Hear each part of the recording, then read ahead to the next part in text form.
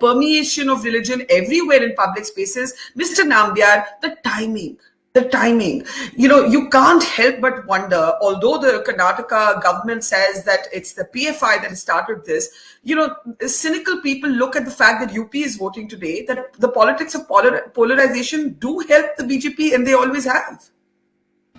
Barkha, in this case, that may not be true, because if you really look at a little bit of history of it, and I would rather say that I was listening to Neeta.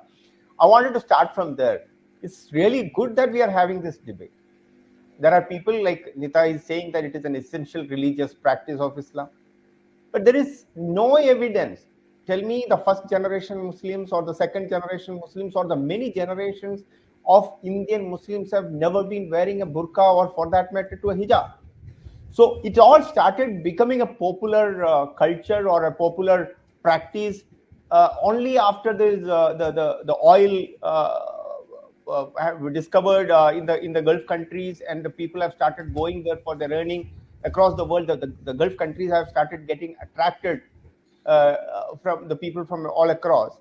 So it's an Arabian culture. Burqa is a part of an Arabian culture, as Tavlinji said. It's not an Indian culture. It's not, forget about a Hindu or anything. It's not an Indian culture. It's a burqa is a part of an Arabian culture and was never there in India. So you look at from that history point. Now suddenly from the last 20-30 years, I'll tell you, in the Malabar coast of the place where from Malappuram to the Konkan region, there is a complete demographic changes taking place. Predominantly, I mean, the huge amount of population growth, of Muslim growth, and you also need to see, you're one of the senior most journalists in the country. You need to just check it. Out of the 100+ people who have joined in ISIS from India, more than 56 people of these ISIS have joined from. But what's your point? Your point is that this is a cultural import. Your point is it's a cultural import. It's not only cultural import. It is also a fundamentalist. The growth of fundamentalist, Muslim fundamentalist in this particular region is causing all these problems. So who is PFI? PFI is earlier the band, the SIMI. The SIMI became SDPI. SDPI became PFI, and then the Campus Front has come in. So they are already creating a culture wherein, and it's not there. In fact, I'm a person from Kannur. Kannur is the heart of the Malabar region.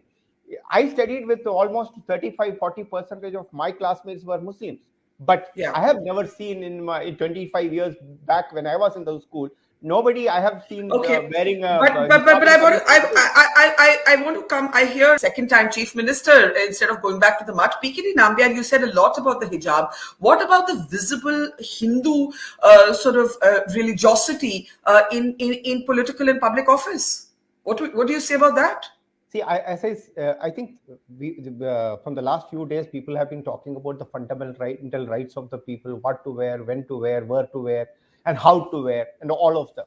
I think our constitution do give us the opportunity and the right to practice a religion, to wear what you wanted to wear, eat what you wanted to eat.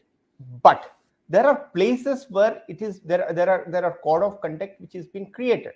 So schools are not the places where you need to wear your religion on your sleeves. It's the place where you are going for an education.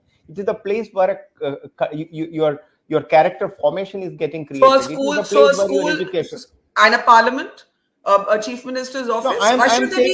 If we are going to take the approach that religion should be in the mosque and in the mandir, then religion should be just there, and not. If we are going to keep quoting France, then that has to apply to all public institutions, right, Mr. Nambiar?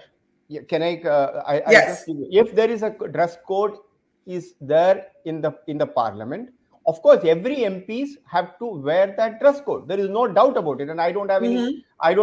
There is no question of that. That if there is a dress code which is meant for the parliamentarians, definitely, whether it is a saint or a Keralite or a Tamilian or whatever it may be, should all be added to that particular dressing.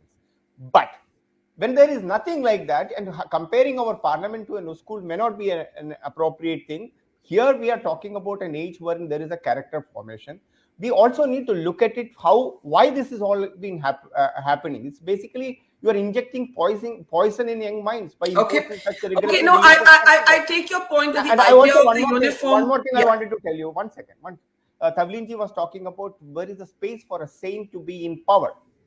Maybe in today's generation there may be such kind of a discussion can take place, but please do remember the great Janak, the father of Sita Maya.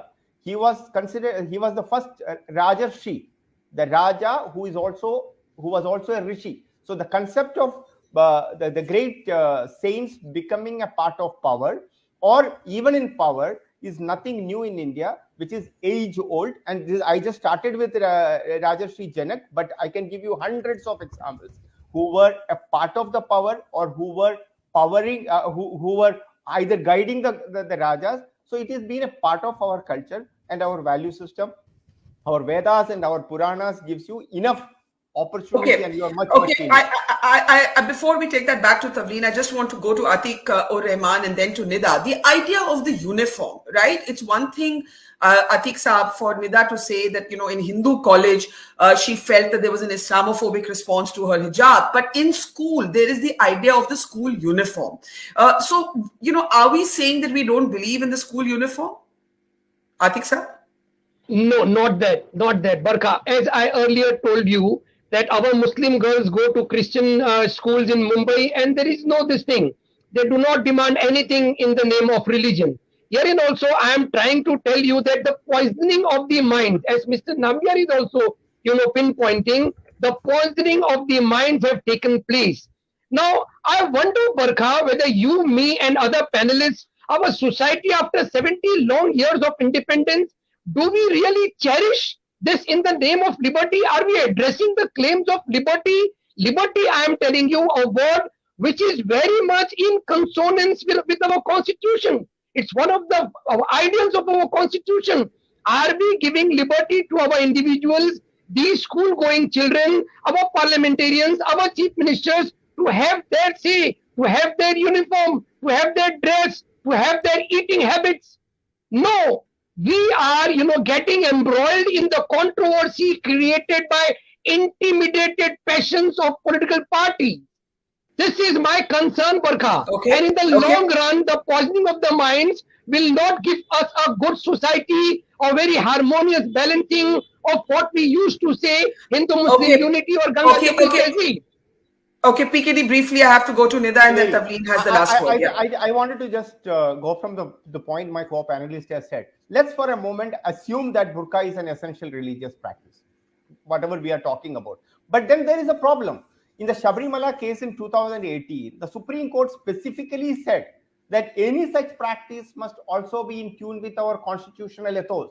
So we have to examine whether the practice of wearing a hijab or a burqa is in tune with the constitutional values. So constitution is the supreme. The religious practice and religious values are equally important, but at the end of the day, it should be going along with the constitutional values. Now coming to while examining, we will understand that this practice is contrary to what constitution envisages for our women. This is what even Tavleenji was telling. So it's the Sabrimala verdict by the Supreme Court was not accepted by any party in the South, as you know, in Kerala, as you know, PKD, right? It was not accepted, and that's the point. The left front government has even exported the woman there. The woman of the state did not accepted it, but the only thing which was the left government, the chief minister took a strong stand to get the woman there. So I'm just saying them out of the classroom. No, I think religion is being taught in the schools, whether it be in most across India, whether the life of Nabi, whether it is a history of Islam or the Ramayana and Mahabharata and etc. have been taught, whether it is in history or in other books across India. So I think wearing a hijab or a saffron scarf is not the one thing which will be making you a better religious person or as I said, it is not the place. Schools are not the place where you need to. Basically, you are injecting poison in young minds by imposing such a regressive religious practice. I wanted to also, Nita, I wanted to ask Nita through you, Kerala Muslim Education Society, which is considered to be the largest with more than 150 institutions, and which is the largest educational institutions in Kerala. It's a Muslim education society. which banned this practice. Why nobody was objecting to it? There is a petition in the last 2 months before. There is a school police cadet program in Kerala, which is globally an acclaimed project. A friend of mine who is an IPS officer, he started that particular project. Hundreds of Muslim girls are there as a cadet. One girl went to the High Court and said that, I wanted to wear my religious dress as a cadet. Is it acceptable? So even the LDF government, which is the communist government, even objected to it in the High Court. So the idea is that what we need to understand, that it is high time that we are objectifying our young girls as a sexual symbol for Okay. or for the people, as an object. Okay.